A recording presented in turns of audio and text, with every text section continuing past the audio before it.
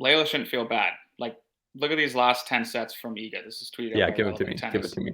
6 bagel, 6 breadstick, 6 bagel, 6 breadstick, 6-3. Oh, rough set there for Iga. 6 bagel, 6 breadstick, 6 breadstick, 6 breadstick, 6 bagel. 0.8 games lost per set. Felix, auger-aliassime. Bianca Andreescu is a US Open champion. Shapovalov with the moment.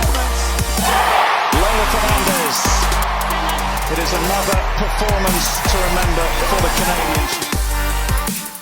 All right, we're back. Another episode of North of the Net. It's a Canadian tennis show, and it's by the Slice Tennis, and I'm with Stephen A. Boughton.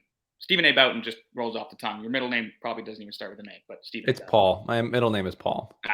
We got to stick with Stephen A. Stephen A. Boughton. Since we last spoke, Stephen, we have had. I had to write this down yesterday at work on a Chipotle. We'll call it a Chipotle cue card menu.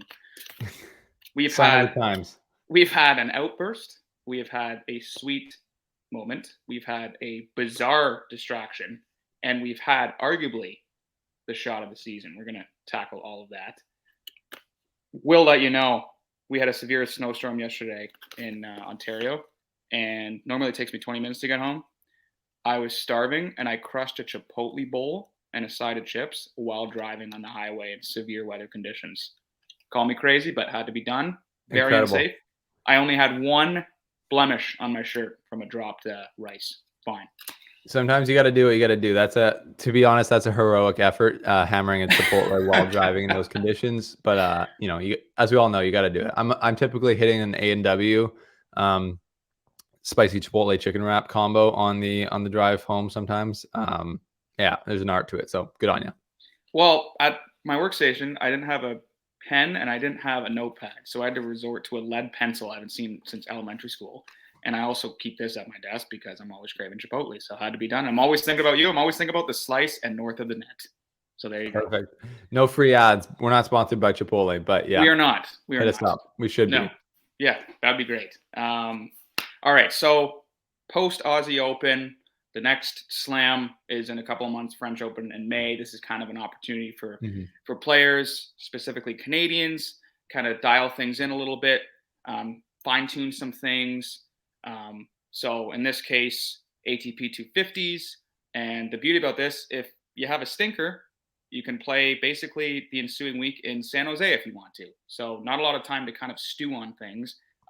Let's start with the top-ranked Canadian, Felix auger-aliassime. His bid to reclaim the title at Rotterdam falls short, getting ousted by Daniil Medvedev. If you think, Stephen, when he won it in 2022, he had a very difficult run to the final, ultimately being the Tsitsipas. He had Murray, he had Nori, then he had Rublev, and then he beat Tsitsipas. So, correct. Canadians have proven they can beat top-tier opponents, but what were your main takeaways from his match and his stint in Rotterdam? Yeah, Canadian struggles. That's the theme of this episode here, because the Canadians are struggling. I wouldn't say Felix is really struggling, to be honest, because he lost to Daniil Medvedev in Rotterdam, and Daniil went on to win that tournament. So it seems like Daniil's found a bit of the tennis that brought him to world number one and made him, in my opinion, the most dangerous, best player on hard court, in that 2021 season. So it's not really a shocking loss. Obviously, it's not really a poor loss in any way for Felix to go down to a guy like Daniil Medvedev, who, like we said, has been so high and so good on the hard courts, especially indoors before. So yeah, that was, Felix, I don't think, if I remember, played his best match, and, Daniil just kind of slowed it down and really and dragged Felix into a position where Daniil felt like he had all the advantage. So tough to defend your title. It was the first time in Felix's career that he'd ever been defending a title, right? Because he won 4 of them last year, and so he'll be doing that 3 more times this year, defending titles. I guess as well with the Davis Cup. But yeah, that's I guess a disappointing loss, but an understandable one. I think it was the quarterfinals where they played. So yeah, not too bad. He'll lose a few points, but not a huge deal at the end of the day. On the women's side, Leylah Fernandez also taking on a top-tier opponent in Iga Swiatek. Correct. Losing 6 breadstick. But Yeah. it's tough And because you see those scores, man, and it's really not an indication of her play because she actually fared quite well. mhm. But just it's Iga Swiatek, man. But you go ahead because I have a story about Iga after. Good. Okay. Well, yeah, you said it right. Like it's not. I tweeted that out as well, right? It's like not even. It's not normally if you lose 6-1, 6-1, you should be like, what are we doing here? Like, but Yeah. if you're a player who considers yourself like a challenger, which I think Layla still does. You know, she was U.S. Open finalist in 2021. Seems like a while ago now. Yeah, it does. But Iga just beat Jess Pegula, who's number 3 in the world, like the same scoreline in the final of the week before. So it's like she's literally beating it, and she gave out at least a bagel to every player she faced, I think, in Qatar the week before. So Iga is on a heater, and it doesn't really mean anything for Layla's game. Although it's just been tough because Layla had to, for example, in Abu Dhabi, she had to go through qualifiers because the draws are so tight. You know, or the draws are so big there. These Middle East tournaments with lots of money, all the girls show up. So she won 2 matches in qualifying, which doesn't really get her a lot of points, and then lost to Rogers in the round of 32. And then in Qatar, she had to play 3 qualifying matches, which is kind of weird. And she lost in the 3rd qualifying match after winning two matches in the qualifying to Karolina Pliskova, which she's like, you know, she's a top player as well, losing the qualifiers. And then again, she won one round of 64 match at the WTA 1000 in Dubai, but then got chopped by Swiatek. So again, tough going for her. Tough draws, I would say. Tough formats having to come through qualifying. She's still just looking to get her confidence back and get on some type of roll here because she hasn't really had a good run in recent memory. Well, Layla shouldn't feel bad. Like, look at these last 10 sets from Iga. This is tweeted. Yeah, give it to me. Give it to me. 6 bagel, 6 breadstick, 6 bagel, 6 breadstick, 6-3. Oh, rough set there for Iga. 6 bagel, 6 breadstick, 6 breadstick, 6 breadstick, 6 bagel. 0.8 games lost per set. Like, that is just disturbing. That's a great statistical roundup there. 0.8 games lost per set. She is over the last how many matches? Last 10. Ridiculous. Last 10 That's sets. ridiculous. Yeah. That might be I would love to see if someone could run the stats on that. That might be the most 0.8 crazy scoring over 10 match streak of any player ever. Like it can't really get much better than that. Less than a game per set. Man, I had an opportunity to meet Iga Swiatek at the MBO, and I had a quick question regarding Layla. It wasn't even her first round opponent, but I wanted it obviously for our channel. We got to get some Canadian content. Come on, man. And she is the most like reserved, soft-spoken, you know, quiet demeanor person. And she gave me a good answer on Layla. She has never played her before, but she basically was just kind of singing her praises, how she has like, you know, great powerful strokes. She even said like, oh, like I noticed like she's got like really big biceps, like which helps her baseline court coverage. And she gave me like really good, insightful answers. That's why I love interviewing tennis players, man, because it's not the classic hockey responses. And but then she's so like almost like sweetly awkward a little bit, but then like, and you know, very quiet. And then she goes on the court and she's talkative on the court. She is an absolute killer on the court, man. So it just shows you like she's just like, if you were a non-sports fan and you just like met her, it's like, oh, is she like a TA or something? But she is like, she has been playing, like she's continuing where she left off in her dominant run 2022. She has just been out of the game. Because it's kind of picking up at the same time. Like I think this time last year is when she started her really crazy dominant run, like on the hard court in the Middle East, going through the Sunshine Double. I think did she win Miami and Indian Wells last year, or one? I think one or the other. Maybe she didn't play in one. And then she went crazy streak in on the clay there. So pretty crazy stuff right now from Iga. You mentioned Indian Wells. I guess we could kind of classify that as the 5th major of the year. I know we don't French Open until May, which is kind of a long stint, but they Indian Wells accreditation, so they don't get the major status. That's true. So they're minor tournament. It's a minor bush league. It's a minor league. Yeah. Okay. Well, we would both, I'm sure, enjoy going to that, wouldn't we? True, and we will go in the future. But speaking of Indian Wells, I think that is where Bianca Andreescu will play next. I just saw, this is just in kind of breaking news. You can see here, Bianca just tweeted out I don't know if it'll focus. Come on. Give it a focus. double tap or give it a tap. What's like on my camera up there? Yeah. Okay. Oh yeah, there we go. Anyways, it says, I'll just read it for you. How about that? It says, Bianca says, time to heal up and get back at it. Indian Wells is right around the corner with the eyeballs like that. Yep. Like that. Yep. Got it. So it looks like that will be her next tournament is Indian Wells, which is pretty soon. Well, that's Indian what kind Wells of put her on their map, right? 2019 kickstarted her run to the U.S. Open. True. So Indian Wells, she'll basically have a week and a bit off until Indian Wells starts. So looks like she's just gonna head back to North America, maybe stop in Toronto quickly, and get back onto things. Because yeah, if you look at her last couple of matches, like I was saying to you before, she had a nice little run in Thailand where she was the number 1 seed and then had to pull out in the semifinal due to a shoulder injury. That was rough. And then she lost in the first round to Putintseva from Kazakhstan in Abu Dhabi. And then she lost in the first round of Dubai to Elena Rybakina, defending or Australian Open runner-up in the first round in Dubai. So not really, you can't really blame her there. I watched that. Rybakina's power is like literally scary territory. Like it's like if you give her any time, she's just going to crush the ball bigger than any other woman on the tour. And it's pretty hard to imagine players beating her right now. Because if you remember, Rybakina took out Iga Swiatek at the Australian Open. She took out all these other players and made it all the way to the final. And then, lost in a super close match with Sabalenka in the final. So not too bad of losses. But I was saying in my article that I posted on the Slice last night, this is a time that Andreescu really wants to be gaining points and moving her ranking up because she has a huge opportunity to do so. Because, right, she doesn't have any points to defend until Stuttgart, which is like April 15th.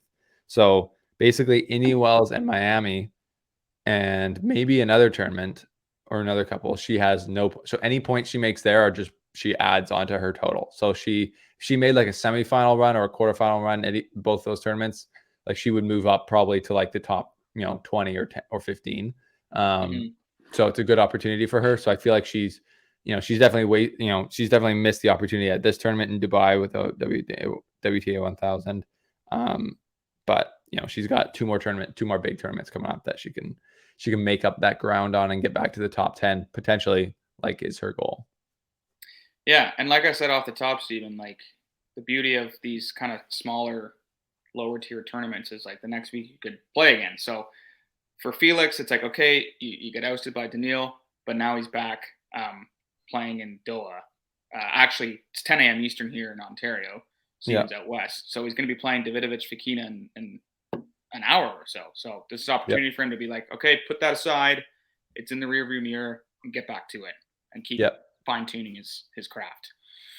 Totally. Yeah, I'm looking for Felix to do that, and I think he can. Let's just take a quick look at his draw here in Doha. So he already came through Kubler, and now he'll play Davidovich Fokina in the quarterfinals, smaller ATP 250 here. So if he wins this, he'll most likely actually play Daniil Medvedev again in the semifinals in Doha. So we'll see. We'll see if I don't know about the court conditions. We'll see if they've changed at all. But if you're Felix, and he's a guy who backs himself and who believes he can beat anyone, like he's probably thinking like, oh, let's go. Let's give me another shot. I'd love another shot to crack this nut. I don't think he's ever beaten Medvedev, but he can do it. He's the higher ranked player. He's the 2 seed. Medvedev's number 3, and we'll see. I think I did notice like Felix, when he played Medvedev last time, he didn't come forward as much as I thought he should have. There's times when he got Medvedev into pretty compromising positions on the baseline, where Medvedev was going for like a slice forehand or a slice backhand. In my opinion, Felix should be at the net every single time that happens. Yeah, because he's tall. Got the reach, man. He's good at the net. And that's just like, you can't let Medvedev just like defend and chip balls back in all day long and just make you hit like 1,000 shots. Like you just don't want to be playing that type of tennis with him, I don't think. So I hope he'll make that type of strategic adjustment with his coach. And yeah, but let's not overlook Davidovich Fokina. He's a monster. So he's diving around the court. He's diving on the hard courts. He's a savage. So it's going to be a good match today, I think. I think when you said Daniil Medvedev is a nut is probably a perfect way to describe him. There was another nut on the court I think we gotta get to this, man. This has been great transition. Here we go. Let's been something. Let's show it here. 1 second. How do I? There we go. Okay. Yeah, this is the Panda invasion. Both players, like, I love how everyone just stands still and like, where are the security guards? This guy just runs through the court. The players are both just like, bruh. And then the guy just leaves. And yeah, like you said, I don't see one security guard step foot on the court. Like usually the players did one kind of like 360, like anybody, like if there's no guards in time and they have a clear sight, like, you know, you've seen it in other sports, like in baseball, like the player will just take matters into his own hands, right? Yeah, just like chop the Panda with his racket. Like one hack to the Panda, he's down. And then right they just keep playing. Jeepers, that's kind of wild scenes. Yeah, in another here,